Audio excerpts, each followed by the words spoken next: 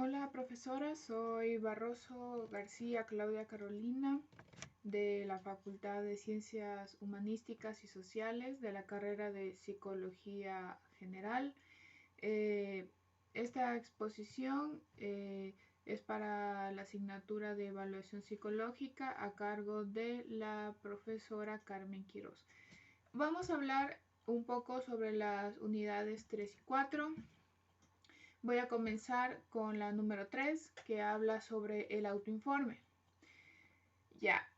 Vamos a comenzar diciendo que el autoinforme es un recurso que se utiliza para que nuestro paciente realice una autoobservación acerca de sus propias conductas, donde él lo va a expresar de manera verbal, como un mensaje verbal. En este nos va a hablar sobre sus conductas manifiestas, fisiológicas y las encubiertas. Lo que hace el psicólogo es que utiliza el autoinforme como un primer procedimiento de recogida de información. En esta recogida de información, el paciente nos va a hablar sobre una crítica a su personalidad, a lo que él hace, cuando lo hace, por qué lo hace. Aquí sí se utilizan test psicométricos y estos test evalúan, digamos que trastornos de conducta, manifiestos, por ejemplo. Puede ser miedo, hostilidad, depresión, dependencia, ansiedad, eh, que se dan en situaciones concretas. Por ejemplo, terminar con el novio le produce insomnio y así. Ya. Estos de aquí, el autoinforme también evalúa la percepción que tiene el sujeto del ambiente que le rodea, cómo él percibe el mundo, cómo percibe los estímulos del entorno. Existen tipos de autoinformes. Estos pueden ser la entrevista, en donde el paciente hace una autobiografía, donde habla de su niñez, cómo fueron sus relaciones amorosas, cómo fue el trato con sus padres, etc. También están los cuestionarios, inventarios y escalas, que son recursos en donde el sujeto va a puntuar o responder. Por ejemplo, le preguntan, ¿dormir en una casa sola le produce miedo?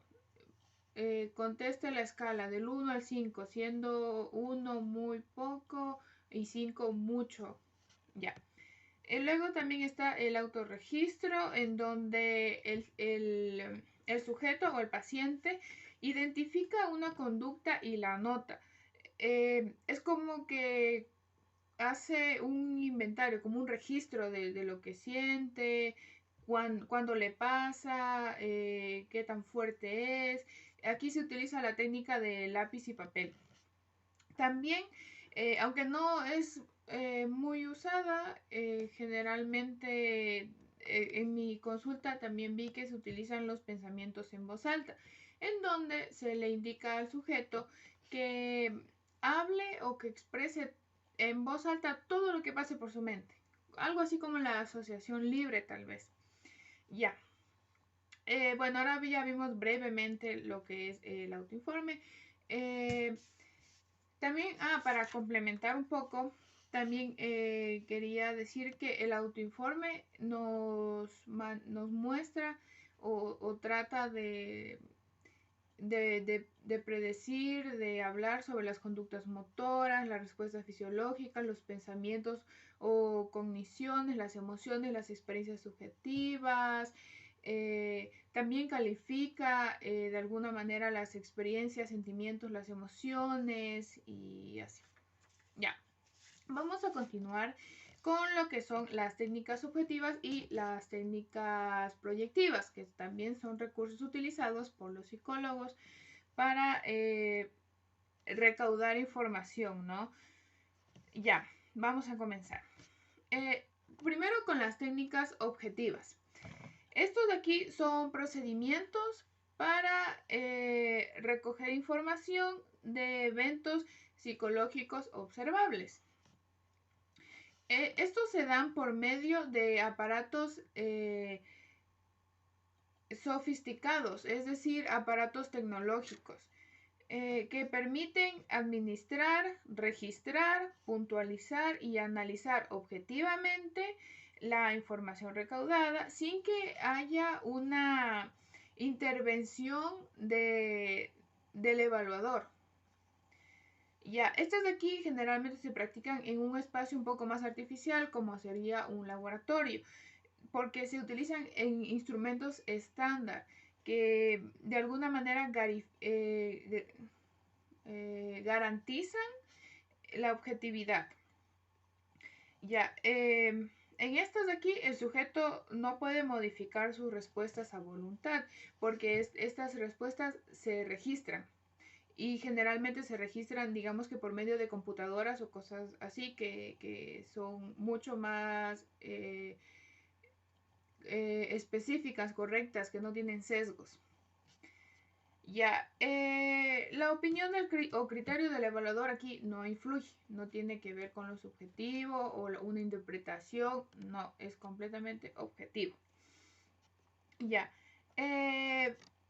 hay un procedimiento establecido para una correcta evaluación objetiva. En donde yo investigué estaba que las fases son las siguientes. La fase de preparación, donde se le da como que un breve resumen al paciente de lo que se trata el ejercicio, qué aparatos van a intervenir, cómo tiene que hacerlo, indicaciones, se le hace conocer el equipo. Luego está la línea base, luego la prueba fisiológica como tal y luego el periodo de recuperación o también entendido como el periodo de cierre, donde se le agradece y de pronto si tiene alguna duda se le responde y así. Ya, muy bien. Ahora vamos a hablar sobre los indicadores objetivos. Estos son básicamente los trastornos o los estados psicopatológicos que tiene el paciente o a su vez que se averiguan o que se proyectan a través de los criterios diagnósticos que tenemos. Ya. En las técnicas objetivas existen tipos. Por un lado están los episódicos, los de vulnerabilidad, los genéticos. Ya, brevemente vamos a hablar sobre ellos. El primero, que es el episódico, habla sobre un espacio de tiempo limitado donde sucede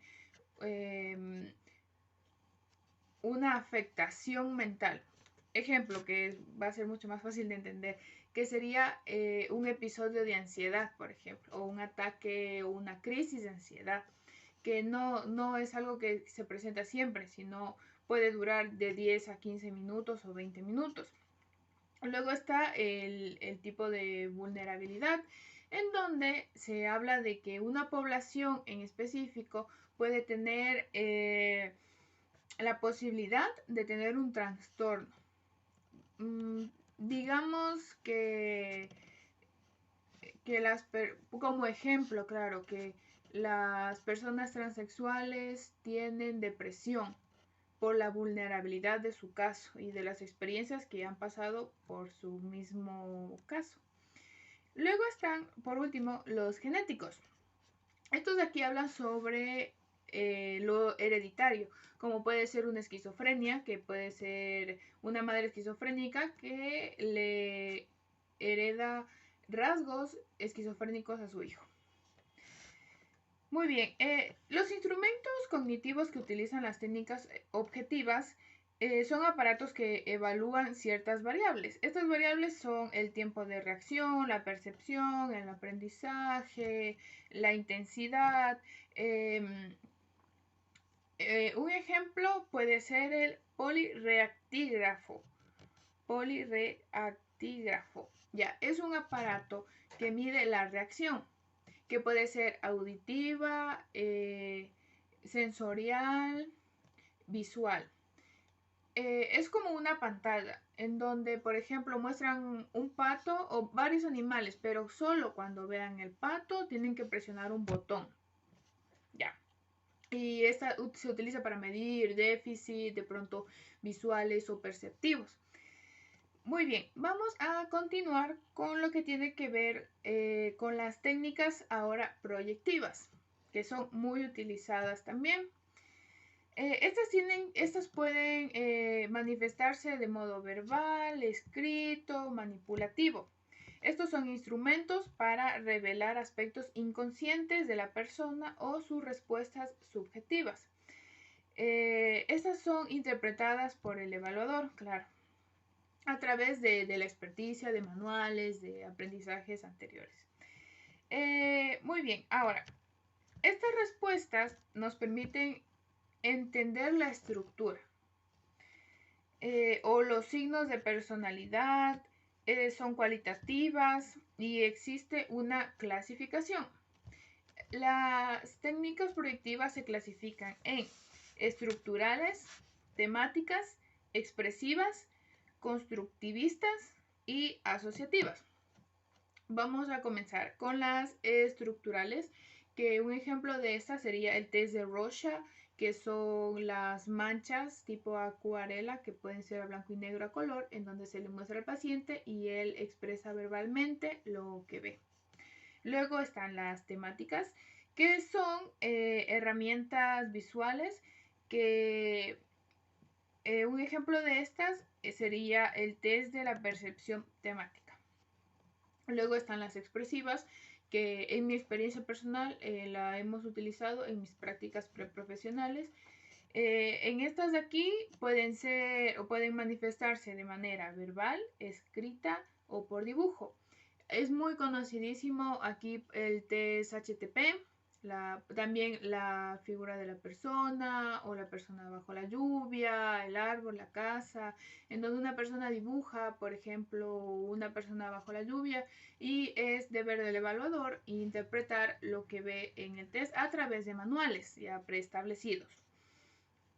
Luego está la técnica de la constructivista, en donde podemos ver ejemplos como el test del pueblo o el test de la aldea imaginaria de Muccellini, donde van a expresar mediante un dibujo o también puede ser escrito y con dibujo cómo se estructura su ambiente.